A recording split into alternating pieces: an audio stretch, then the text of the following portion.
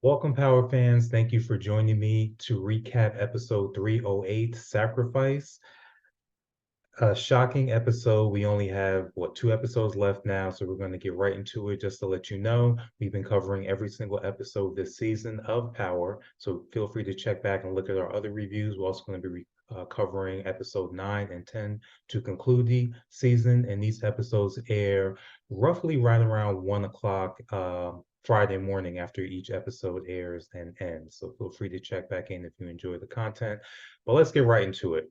Our boy Saxe is finally out of the picture. This was the one guy I predicted earlier in the season. Always knows how to wiggle out of every situation. He's a survivor. He's going to make it. And that did not happen. Saxe is out of here. And who's the one that does the deed? It's not Tariq. It's not even Davis. It's Theo of all people. Bum ass Theo. Yeah. I was not too happy about that. I'll be honest with you. Early on in the season, I was taken aback by not because of the quality of the actor, but just the fact that the actor had been switched over from Redman. I thought that was a good dynamic having him in that role. But now, after seeing how things turned out with the murder suicide, I'm kind of glad Redman did not keep this role because we wouldn't want to see a legend like Red go out like that. So obviously the walls were closing in on Sachs. The kind of thing that signaled the end for him is the bait and switch with Effie, him being fed that information from Tariq and Davis to Diana. It was a swerve. They go and try and make the bus. It turns out that everything that they thought that they were picking up were sugar kilos. So now Sachs is exposed as the mole. He's frantic. He tries to tell Tariq that, I have this information about where your mother and your sister is. I need to stay alive. Don't kill me. Of course, Tariq wasn't looking in that mode. I predicted Tariq was going to look at him as a source of information and use him as an inside man to blow up the RICO, which I think is what he wanted to do. But Theo kind of destroys everything by killing Sax and killing himself. So, what is going to be the ramifications for that? Number one, the police department has been taking too many L's this season. They're kind of up there with the Russians as far as how many times they've been hit. We saw Detective Whitman, he got killed earlier by Monet, and now we've seen Sachs go. So at some point, the law enforcement side, they're going to have to pick up some wins. So I think this is going to spur them on in their investigation. They're going to have to get something. I mean, this is way too sloppy. So the obvious person would be Davis being in the crosshairs.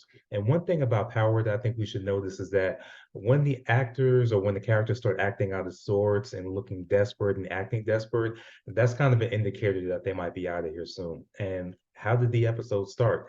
Davis was drinking, he was frazzled, and this could potentially push him over the edge, seeing his brother that he worked so hard to get out get killed like that. So he's the first person I'm looking at that may be out of here next before the season ends because, and not even necessarily getting killed, it may be a situation where he gets caught up in that RICO and he gets locked up because obviously your brother doing a deed like that, what was his motivation? Why would he go after Sachs of all people, who was the person that was instrumental in getting him out of prison? So Davis is really in the crosshairs now. We'll see how he gets out of it. And don't forget that little backstory that hasn't been addressed all season. He was the one that was the fence that got the information for Noma's ring, that got that pawned out there. So she's been looking for who is responsible for that. We haven't had a confrontation between them yet. And Noma's the last person he wants to run into. So keep that in mind too. That's another way they can end up getting Davis out of the picture. Back to the law enforcement side, things ended very badly between Sachs and Jenny. He had some ominous final words that we'll never be together again. Obviously, he was right about that in a different manner of speaking. I do think Jenny's going to be very broken up about his death. She's very career focused and everything. And while she was using Sachs as a pawn, there was still some feelings there. And I definitely don't think she wanted to see him dead. So I think that's going to spur her on even more to be obsessive with getting something on this RICO. They haven't gotten anything yet, and they've been made to look like fools. So I think she's going to be very vengeful and maybe step over the line as far as legally what she's able to do to try and get this RICO done and get it to stick on someone. So a lot to keep an eye on there regarding Davis and Jenny and even Blanca. Let's see what she does. She's been by the book so far, and obviously she doesn't have any love for Sachs, but I don't think she wanted to see him get murdered either. And that's really in the front. You know how police officers are. When one of them goes down, it's an affront to all of them. So I expect them to double their efforts and be extremely focused now on bringing down Tariq, Monet, pretty much everybody associated with this RICO case. They're going to be looking to bring them down. Uh, the next thing I wanted everyone to keep an eye on would be how is this going to affect Lauren of all people? Um, because remember, this all kind of spiraled by Lauren telling Tariq that Saxe was the one that gave up this information. So we know Lauren is not in the game whatsoever, does not have a malicious bone in her body. So her hearing about Saxe being murdered, I think that's going to really affect her. And I think that's going to, in turn, affect how she looks at Tariq. Because remember, Tariq has been working on her for the last couple of episodes about you can trust me, I'm here for you. I'm going to get us both back to our regular life. So I could see her looking at this happening and looking at Tariq crazy, like, I trusted you with this information, and this man has gotten murdered. And as far as she knows, Sax was the one that was trying to get her out of there too, back to her regular life, so to speak. Tariq was the one saying that you couldn't trust him, but now he's murdered. So the only wiggle room to me would be how Tariq or who Tariq blames it on. So, but I really think Lauren might be more of a wild card again. She was, falling on Tariq's side before, but I think this murder might push her back over to the Fed side. And at least initially, I do think she's too smitten with him to stay with the police side. But I think for the next episode or two, they may have it dangling that, she's having a crisis of conscience on whose side to go to. So keep an eye on Lauren as well. Let's look at our little love triangle with Cane, Effie, and Tariq. So congratulations to Cane. Finally knocked it down. Long time coming. Effie is fine. So very happy for the man. But even now, this early in the relationship where there should be kind of that initial relationship bliss, there's some problems that we're seeing. Number one, he's too wrapped up in her when your sister Diana is possibly facing 20 years in prison. So already he's messed up, sleeping over there, oversleeps. So now I'm already seeing that there's going to be an issue where not necessarily where his loyalties lie, but where his focus is. Because, you have to be dedicated to your family first. He stood over his father's body and said that I'm going to put this family first and I'm going to protect them. But already, he's already wrapped up in Effie and he's kind of slipping on that. So Monet called him on and said, this sex is clouding your mind. And he kind of brushed her off because he's already suspicious about her regarding Lorenzo's death. But she wasn't lying about that. Effie is really tough to deal with. She's only really loyal to herself. I know she's opening up to Cane because, as she said, Cane did this for her as far as paying her tuition with no expectations. So she is opening up a little bit more, but I think she's too far damaged. Everything that she's gone through, particularly with being molested by probably the first father figure in her life, which she told Tariq last episode. So that's a lot to overcome, and she's in the game. So I don't see her ever fully trusting anybody. And while she's enjoying this time with Cane, it is a rebound. Let's be real. She is still in her feelings about Tariq. She knows this is a good way to get back at him. So I don't think she's gonna fall head over heels for Cane the way she was with Tariq. She was all in with Tariq, let's be honest. So that's maybe her first true love of all people. So that dynamic is going to be interesting. And then also the fact that they both know that Lauren is alive now. That's the other big bombshell of how this episode ended, with Cane seeing Lauren in the flesh, as did Effie, and her being roped in for attempted murder. They had a nice little scheme going that Tariq did, one of his better ideas, having Saxe expose himself. And then when they arrested Effie, it was sugar kilos. So, they had to let her go. A great plan. But now Effie is like locked up now. So now here's going to be an interesting dynamic to see how she carries this weight. How does she hold it? Because Diana, surprisingly, she held it down. She didn't fold, of all people. Is Effie going to be the same way? We're going to see. That's going to be very interesting. And then Cane, he's not locked up. So I think he's going to be out for blood. Braden got beat up the last episode by Tariq. I think he's in store for another beating because, Cane is going to go right to him. Did you know Lauren was alive? Have you been lying to me all this time? And I think we're going to finally get that confrontation between Tariq and Cane. It's been a long time coming. They're probably going to throw fists. If it's realistic, Tariq should get washed by Cane if they do fight. But I see it happening because, now Effie is his girl, and he wants to protect her. And now she's locked up behind something that she did for Tariq. So they're going to have it out. And I'm pretty sure he's going to assume that Tariq knew all along that Lauren was alive and didn't tell anybody and put everybody in danger like this. So that I'm expecting to be a pretty good fight whenever that goes down, or a pretty good argument at the very least. It may be an argument that goes down when they do their next shipment with Noma, which would be funny because Noma would be sitting there looking at them like, well, what the hell are y'all fighting about? So it may be a comedic moment to a degree, but I'm looking forward to it, and I hope it happens. If not next episode, it definitely needs to happen, before the season is over with. So very much looking forward to the continued love triangle with Cane, Effie, and Tariq. Speaking of what I mentioned earlier about Diana standing tall, she I gotta give it to her. I expected her to kind of fold a little bit, especially after Monet initially said, we got to get her out of there. She's not going to be able to handle this. She handled herself fine. She was making jokes, with Blanca and Jenny saying that they're law and order uh, cops as far as like their interrogation styles and all that. She wasn't frazzled one bit.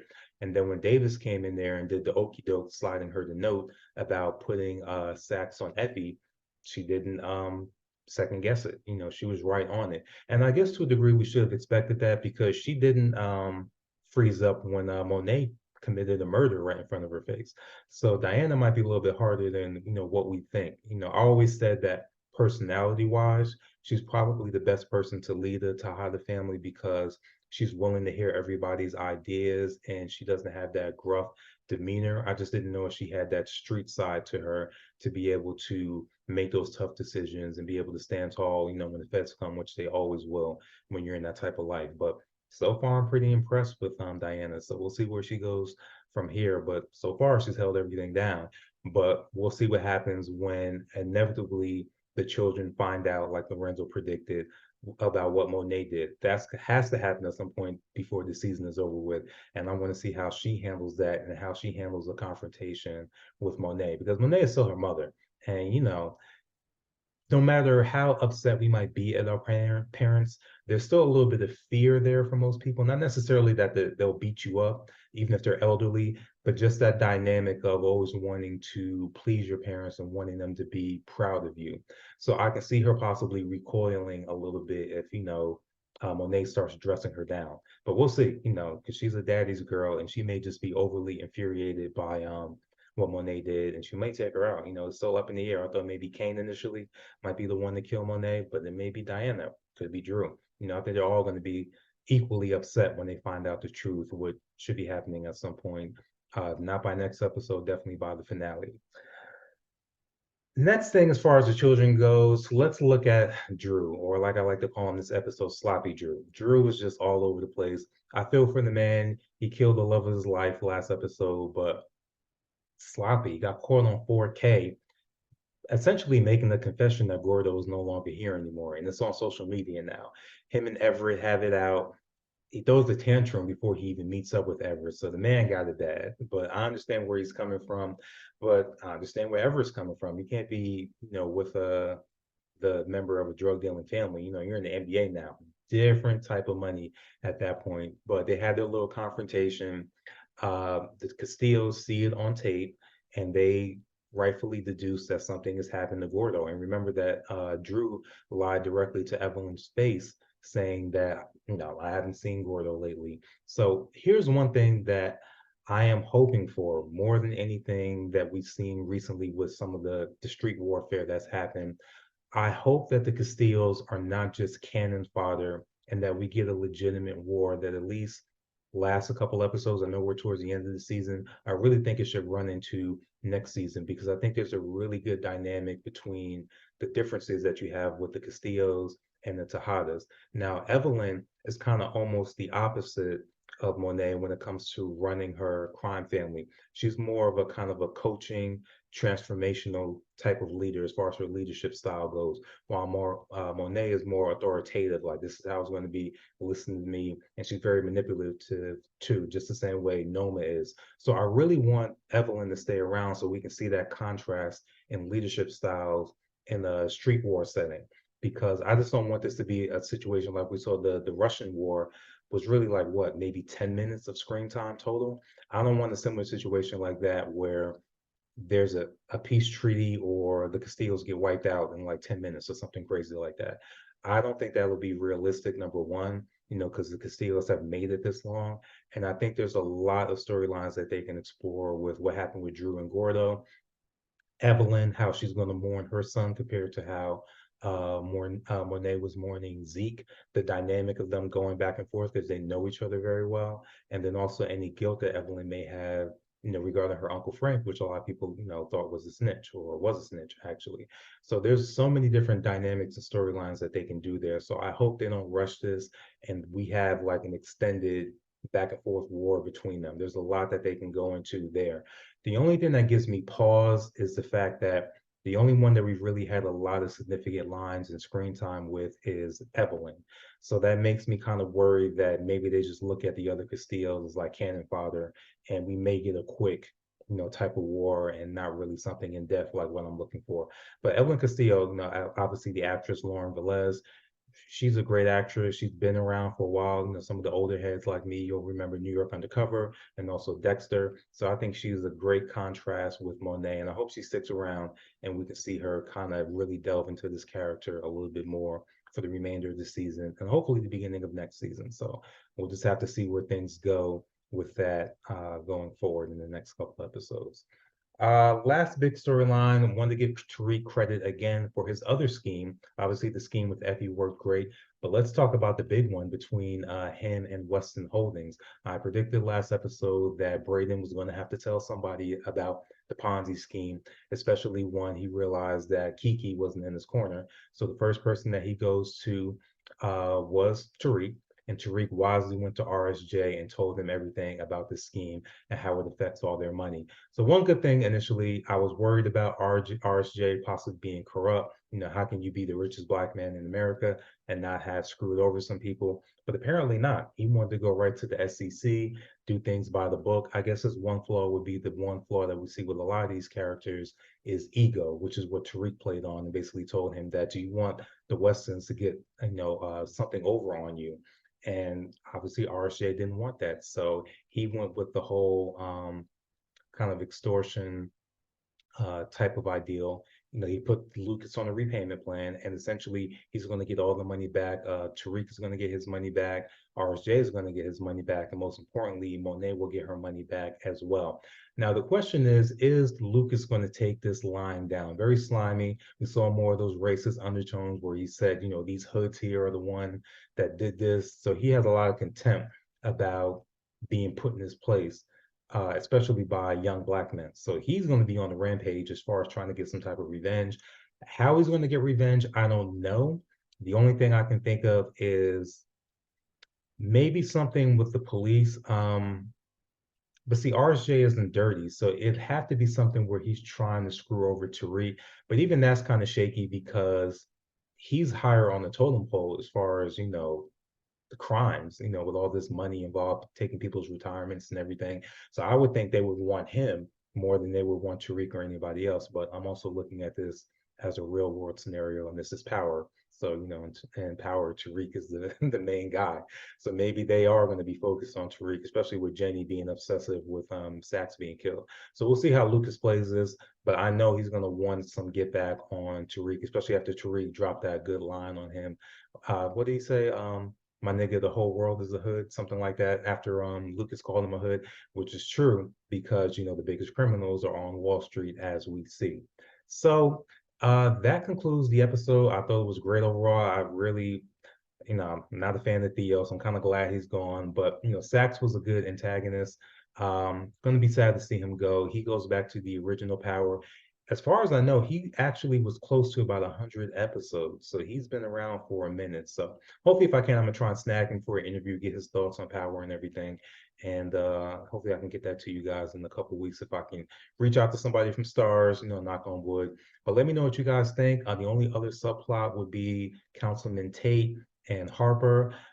Do we think that Harper's love is going to be enough to reform Tate?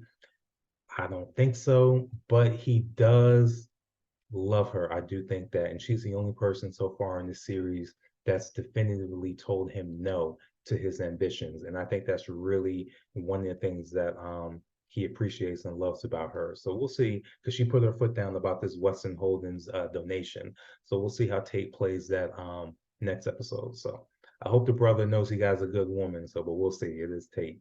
But anyway, let me know what you guys think. Episode 308, Sacrifice. Are you going to miss Saxe? Are you glad he's gone? What do you want to see these next couple episodes? Do you agree with me that Davis is in danger now? Um, who do you want to see come out on top as far as this love triangle with Tariq, Effie, and Cane? And do you still think Monet is going to make it through the end of the season? I'm kind of sticking on that she has to go. She's had too much treachery. She's too much in her stringer bell bag. She has to get got before the season is over with. But let me know what you think. Do you think Monet survives and makes it into season 4? So just to recap, just to let you guys know, we'll be recapping the final 2 episodes, 309 and 310, once they air Fridays after or right at midnight. Once they're over with, which should be right at around 1 o'clock, just come back here on the YouTube page and we'll have our recaps live discussing the entire episode. Thank you guys for tuning in and enjoy the rest of your weekend.